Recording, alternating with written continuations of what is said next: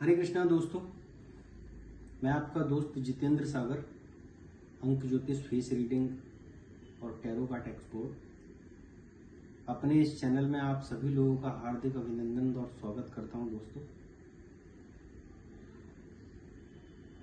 दोस्तों सावन का महीना चल रहा है और सावन के महीने में अगर भक्ति ना की जाए तो सब कुछ दुर्लभ है, वेस्ट है। क्योंकि इन दिनों जितना भी कार्यभार होता है पृथ्वी का, वो सब महादेव के हाथ में होता है। हम आज भक्ति पे चर्चा करेंगे, लेकिन इससे पहले मैं निवेदन करूंगा कि आप लोगों ने अगर मेरा चैनल सब्सक्राइब नहीं किया है तो कृपया करके एक बार इस चैनल को सब्सक्राइब कर लीजिए, ताकि जो भी हम वीडियो आपको बनाते हैं, ज्ञानप्रद वीडियो आपको मिले और आपके जीवन में इनसे कोई लाभ हो, आप तरक्की करें। तो एक बार थैंक्स अदा कर दीजिएगा, प्रभु की उस अर्जी में हमारा भी नाम ले दीजिएगा। तो इन्हीं शुभकामनाओं के साथ मैं आपसे निवेदन करूंगा कि अगर आप लोगों ने मेरा चैनल सब्सक्राइब नहीं किया है तो चैनल को एक बार सब्सक्राइब कर लीजिएगा।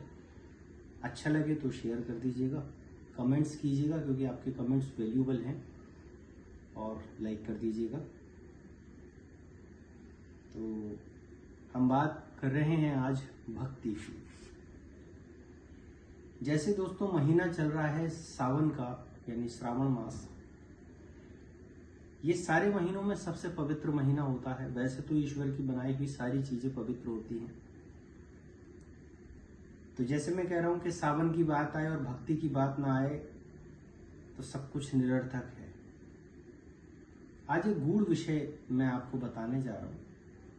हो सकता है बहुत सारे मार्मिक लोग हों जो, या धार्मिक हों जो इन चीजों को जानते भी हों, और जो नहीं जानते वो जान लीजिए। भक्ति क्या है और भक्ति कौन है। यूं तो प्रभु के सुमरण के लिए अनेक तरीके हो सकते हैं, अनेक प्रार्थनाएं हो सकती हैं। तो उन्हीं में से अगर हम बात करें भक्ति की, तो भक्ति रानी के दो पुत्र थे। एक का नाम था ज्ञान और दूसरे का नाम था वैराग्य। यानी अगर आप भक्ति करते हैं तो जब आप भक्ति करते हैं तो आपको ज्ञान बढ़ेगा और वैराग्य हो जाएगा। यानी जिस भी इष्ट के प्रति आपका समर्पण है, वो समर्पण तभी संभव है जब आपको वैराग्य हो जाए।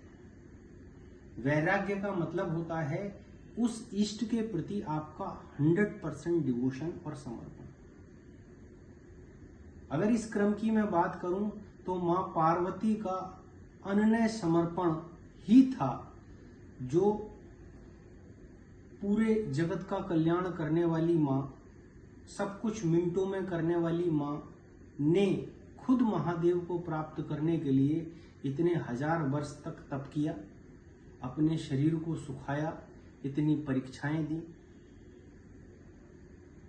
तो ये तो वो चाहती तो चुटकी भर के कर सकती थी नहीं, क्योंकि वो तो जगत की महामाया है। लेकिन उन्होंने ऐसा नहीं किया।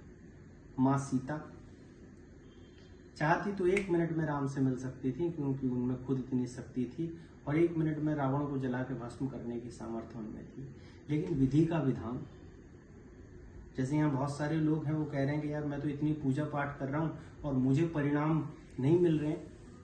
तो दोस्तों, जिस व्यक्ति के कर्म जिस तरीके के हैं उनको तो उसे भोगना ही पड़ेगा। उन्हें दुनिया का कोई भगवान ठीक नहीं कर सकता, उनका प्रभाव हल्का हो जाता है। तो कर्म करना आपका दायित्व है। इसीलिए इन सारे पुराणों और शास्त्रों में गीता को प्रमुखता दी गई, क्योंकि गीता जो है वो हमारा कर्म कारक ग्रंथ है। इसीलिए उसका वर्णन किया जाता है कि आप कर्म कीजिए। कर्म और भक्ति दोनों मतलब ईश्वर को पाने के मार्ग हैं। आप कर्म के द्वारा ईश्वर को पा सकते हैं, भक्ति के द्वारा ईश्वर को पा सकते हैं। तो भक्ति रानी के दो पुत्र ज्ञान और वैराग्य।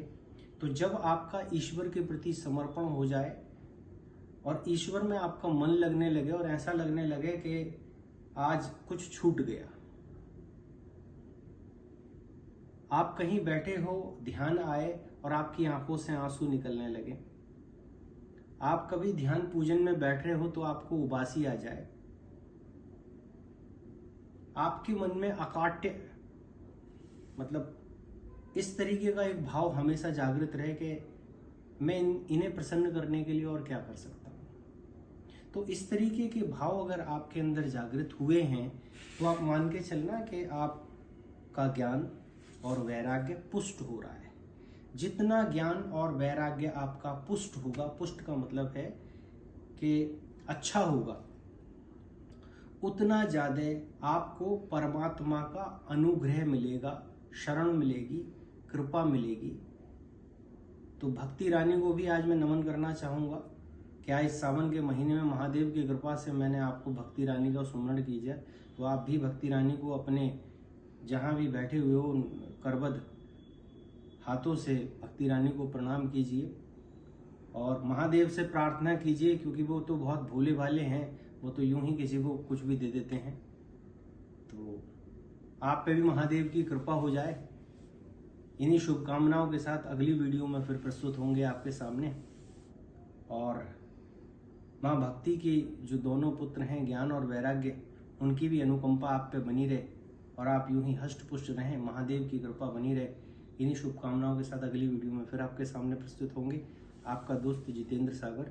जय भोले।